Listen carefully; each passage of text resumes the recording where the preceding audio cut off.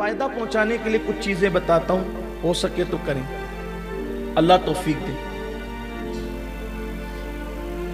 اس وقت تو امت کو فائدہ پہنچانے کا سب سے بہترین ذریعہ سب سے پہلے نمبر پر یہ ہے کہ اپنی قوم کو دیندار بناؤ۔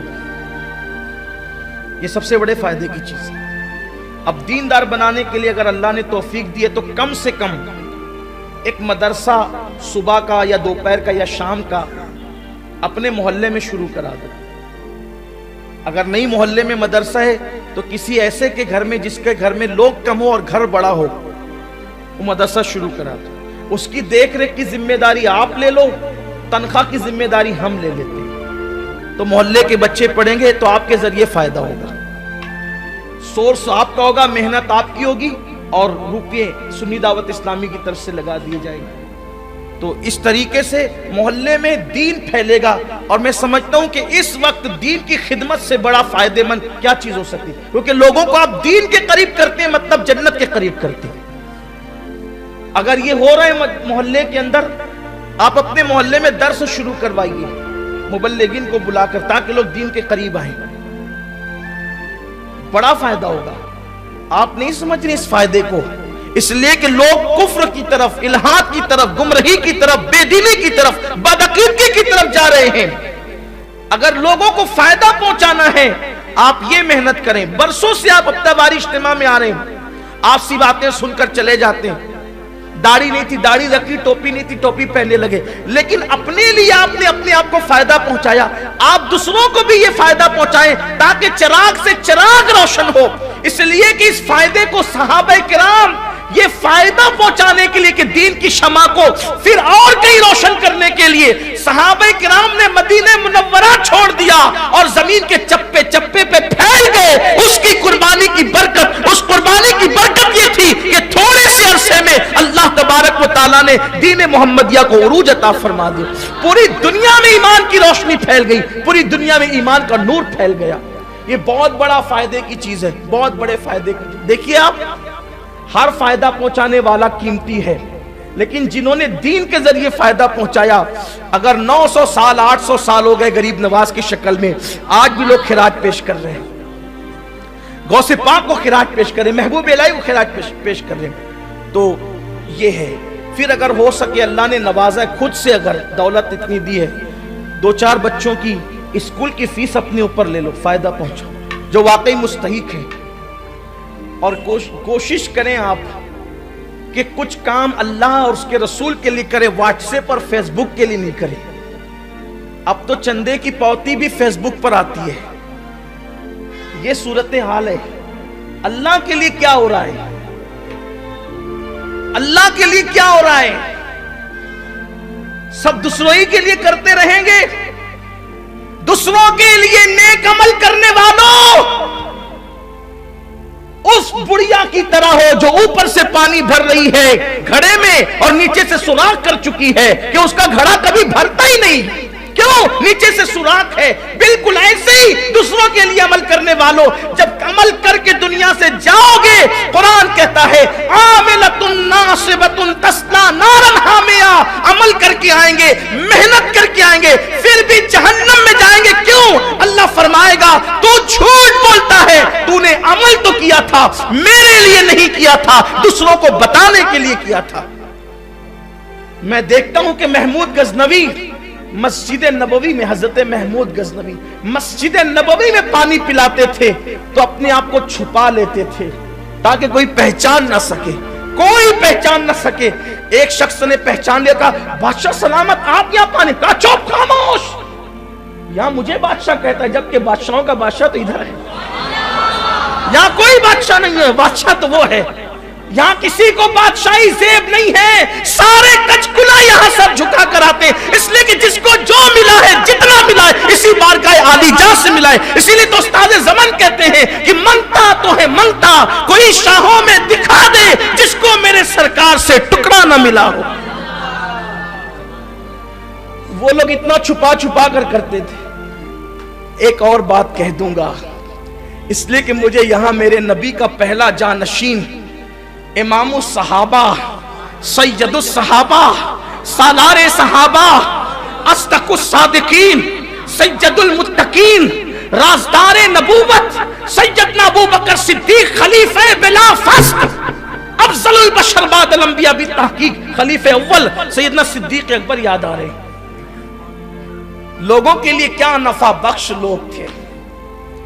यहां तो पूरा क्रेडिट दे दिया गया है मुसल्लों को, तस्बीह को, दाढ़ी और टोपी को। मैं इसका मुखालिफ नहीं हूं, पीछे सारी मेरी तकरीरें आप देख लें, मैं ये सब पे बात करता हूं, टोपी पे भी करता हूं, दाढ़ी पे भी करता हूं, नमाज पे भी करता हूं। लेकिन सब कुछ एक दो चीजों को दे करके भाग जाना और जी चुराना, मुंह छुपाना, यानी जिसको कहते हैं ना मीठा मीठा हप हप और कड़वा कड़वा थू थू, ये पोजीशन है लोगों की।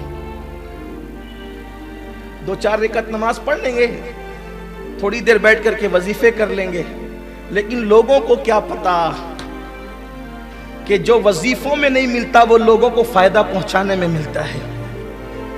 एक दिन अल्लाह के रसूल अलैहि सलाम ने देखा एक शख्स मेहनत से कमाता है।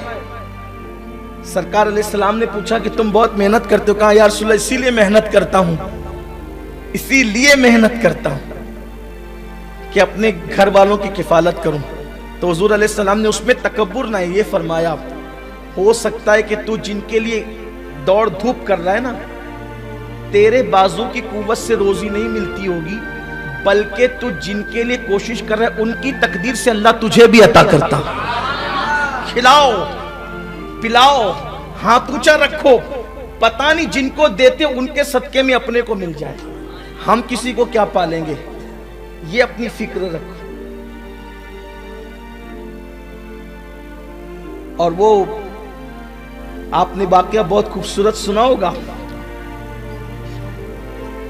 कि एक जरूरतमंद मस्जिद नबवी में आया।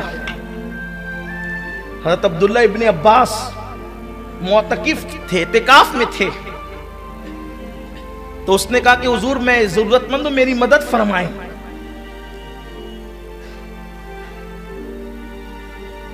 और आप मेरी इमदाद करें। आप उठे और अपनी जूतियां निकाली, मस्जिद के बाहर जाने लगे। शागिर्द ने कहा हुजूर आपका इतिकाफ है, आप भूल गए, आप इतिकाफ में थे। फरमाया बेटे ये जरूरतमंद आ गया है, अब इसकी जरूरत के लिए इसके साथ जाना मस्जिद नबवी में 2 महीने के इतिकाफ से बेहतर है। मुझे जाने दे यहां से, इतिकाफ की कज़ा कर लूंगा, इसकी कज़ा कब होगी। यानी वजीफों से बेहतर ये अमल है, फायदा। तो मैं बात कर रहा था इमाम सहाबा सैयदना सिद्दीक अकबर, जानशीन रसूल, यार गार मुस्तफ़ा सिद्दीक अकबर रज़ियल्लाहु अन्हु। हुजूर का विसाल हो गया। आक़ाए करीम सल्लल्लाहु अलैहि वसल्लम के विसाल के बाद देखो फायदा पहुंचाने वाले लोगों की बात करते। अल्लाह करे मैं भी और आप भी ये करें। यार गार रसूल सिद्दीक अकबर रज़ियल्लाहु अन्हु, अल्लाह अकबर, ज़माने खिलाफत है, आका का विसाल हो गया। फारूक आज़म रज़ियल्लाहु ताला अन्हु को और दीगर सहाबा को एक पर्ची दी गई। खिलाफत की कुर्सी पे बैठने के बाद एक पर्ची दी गई, ये काम फुला करेगा, ये काम फुला करता था फुला करेगा, फुला करता था फुला करेगा, हुजूर करते थे फुला करेगा। ये इस तरीके से सब। एक काम ऐसा था जो काम तो लिखा हुआ था लेकिन उसके आगे करने वाले का नाम नहीं था।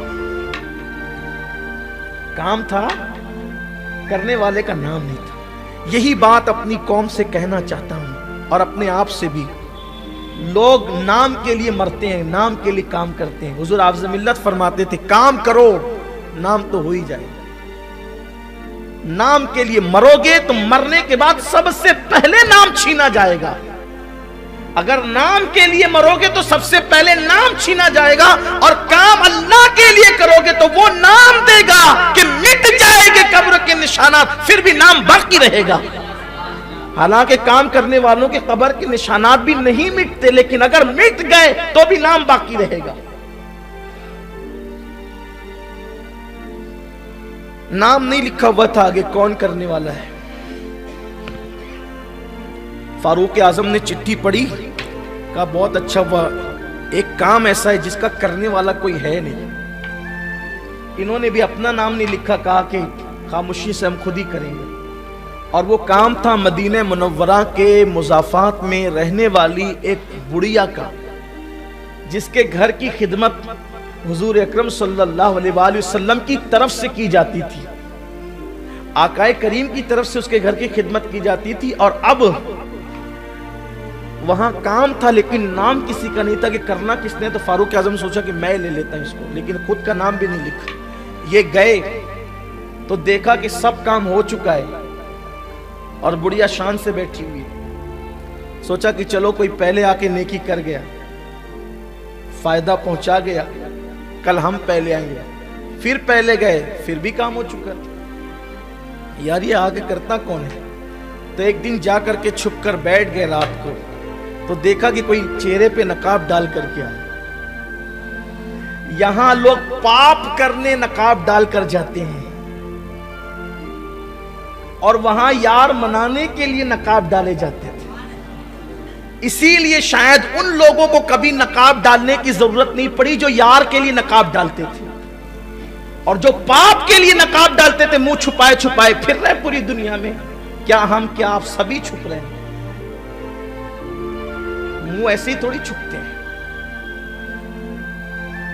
لوگوں کو اب بھی عبرت لینی چاہیے کہ قدرت دنیا میں بتا رہی کہ ابھی بھی تمہیں منہ چھپانا پڑے تو قیامت میں کیا حال ہوگا جب چہروں سے مجرموں کو پہچانا جائے گا۔ ابھی بھی اللہ کرے ہم ہوش کے ناخن لیں۔ کوئی نقاب پوش آتا ہے، کام کر کے دبے پاؤ جاتا ہے۔ فاروق اعظم نے اس کو دیکھا تو اس کے پیروں میں اس وقت چپل بھی نہیں تھی، وہ بغیر چپل کے آیا تھا، لیکن آتے اور جاتے قد دیکھ کر کے لگا کہ یہ کوئی غیر پہچان کا کوئی اجنبی نہیں ہے، یہ بہت زیادہ شناسہ معلوم ہوتا ہے، جان پہچان کا معلوم ہوتا ہے۔